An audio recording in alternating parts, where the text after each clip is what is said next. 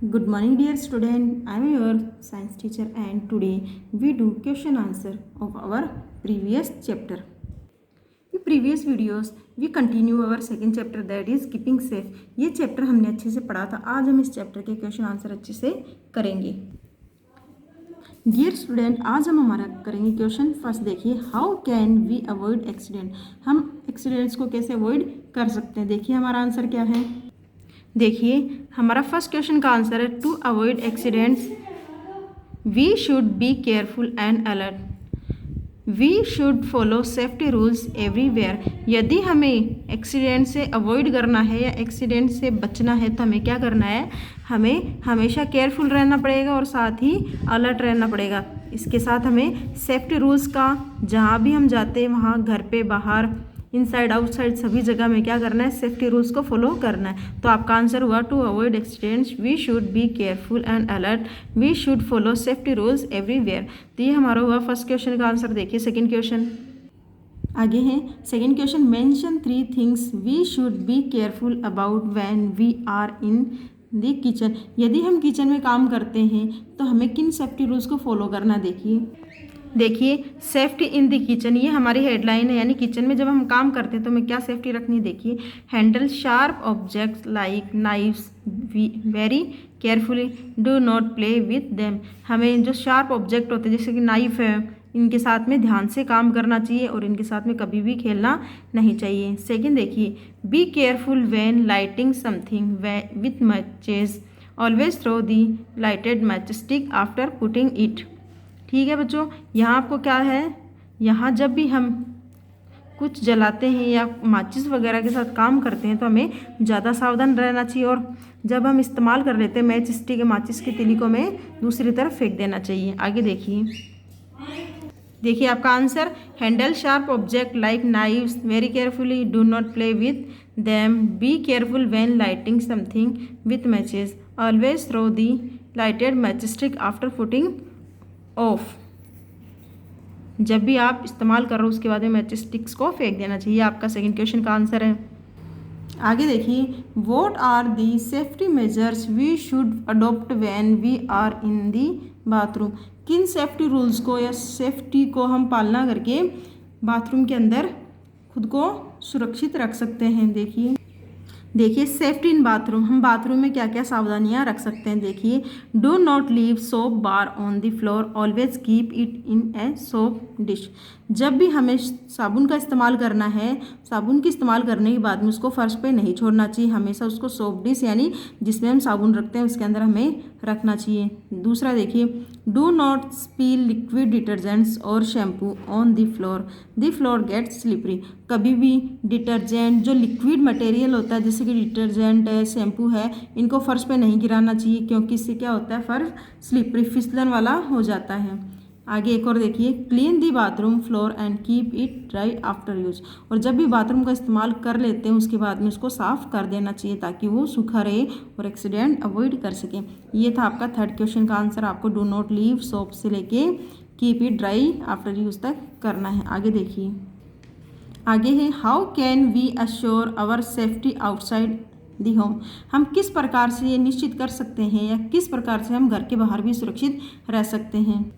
देखिए, safety outside home यानी घर से बाहर सुरक्षा, तो क्या होगा answer, B careful while crossing दी रोड। जब भी रोड क्रॉस करते हैं तो सावधान रह के रोड क्रॉस करनी चाहिए। Always walk on the payment, हमेशा फुटपाथ के ऊपर चलना चाहिए। फिर है, when swimming in a pool use a swimming tube, if you are not a perfect swimmer make sure that an adult is present when you go for swimming। जब भी आप स्विमिंग करते हो तो आपको क्या करना चाहिए, स्विमिंग ट्यूब का इस्तेमाल करना चाहिए। और यदि आप अच्छे स्विमर ना हो, अच्छे तैराक ना हो तो आप ये सुनिश्चित कीजिए कि आपके आसपास कोई बड़ा आपका ध्यान रखने के लिए रहे। तो आपको बी केयरफुल से लेके गो फॉर स्विमिंग तक आपके थर्ड क्वेश्चन का आंसर आपको करना है। देखिए बच्चों, ये आपके फोर्थ क्वेश्चन का आंसर क्या किया था हमने। फोर्थ क्वेश्चन का आंसर है be careful while crossing the road. सड़क क्रॉस करते समय सावधान रहना चाहिए। फिर हमने किया था always walk on the pavement, हमेशा फुटपाथ के ऊपर चलना चाहिए। फिर नेक्स्ट किया था हमने when swimming in a pool use a swimming tube, if you are not a perfect swimmer make sure that an adult is present when you go for swimming. और कभी भी हमें जब स्विमिंग करते हैं तो हमें बिना किसी बड़े की देख रेख में, यानी जब हमारे आसपास कोई बड़ा हो तभी हमें स्विमिंग करनी चाहिए। कब? जब हम अच्छे स्विमर ना हो। और यदि हम स्विमिंग करते हैं तो हमें स्विमिंग ट्यूब का यूज़ करना चाहिए। हमारे फोर्थ क्वेश्चन का आंसर है। नेक्स्ट देखिए, वॉट फर्स्ट, आगे है fifth question, what first aid will you give to the following people. हमें कुछ ऑप्शंस दी गए, यदि इन ऑप्शंस के अंदर हम होते हैं तो हमें कौन से फर्स्ट एड देने चाहिए। देखिए, a person with A minor cut, यदि एक व्यक्ति जिसको माइनर कट हो। सेकंड था a person with a burn finger, यदि किसी का हाथ अंगुली जल चुकी हो। थर्ड सिचुएशन है a person bitten by a bee, यदि किसी को कोई ततैया या फिर मधुमक्खी काट लेती है तो हम उस समय क्या फर्स्ट एड देते हैं।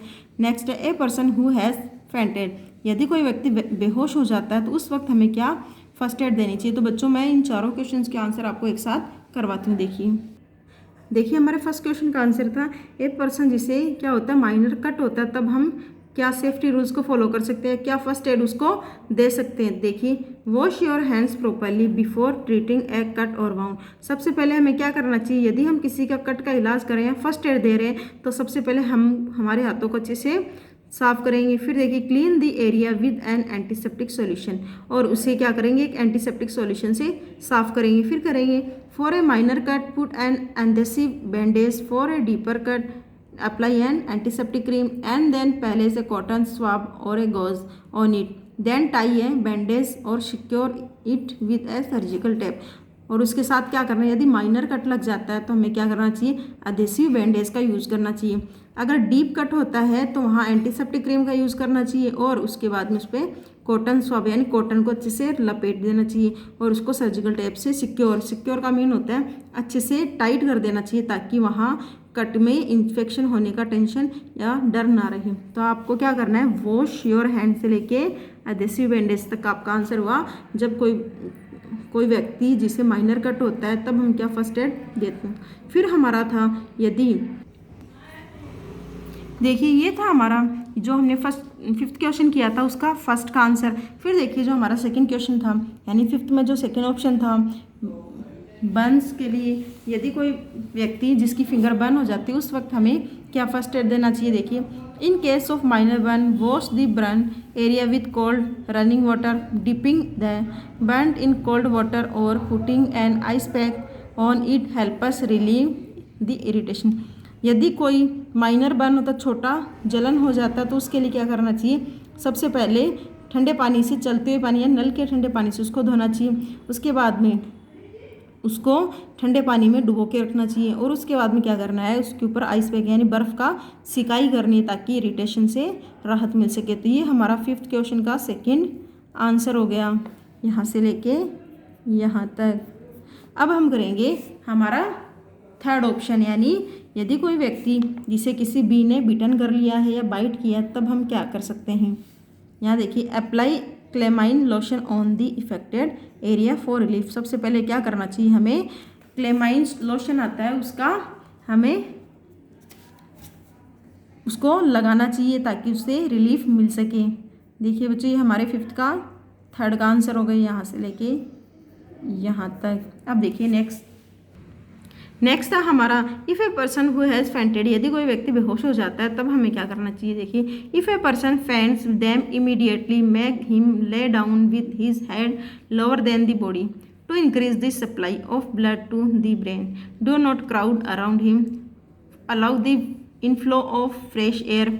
और क्या करना चाहिए, सबसे पहले यदि कोई बेहोश हो जाता है तो सबसे पहले उसे ज़मीन पे लेटा देना चाहिए, और लेटाने का तरीका ये है, उसका सर उसके बाकी की बॉडी पार्ट से नीचे होना चाहिए, यानी उसके सर को नीचे की तरफ रखना चाहिए और बाकी बॉडी पार्ट जो है वो ऊपर की तरफ, ताकि उनकी बॉडी से ब्लड उसके ब्रेन तक पहुँच सके, ब्रेन तक ब्लड की सप्लाई हो सके। और आसपास भीड़ जमा नहीं होने देनी चाहिए, और हवा का आवागमन अच्छे से होना चाहिए। तो ये आपका क्या था, यदि कोई व्यक्ति फेंटेड यानी बेहोश हो जाता है। ये हमारा 5th 4 का आंसर हो गया।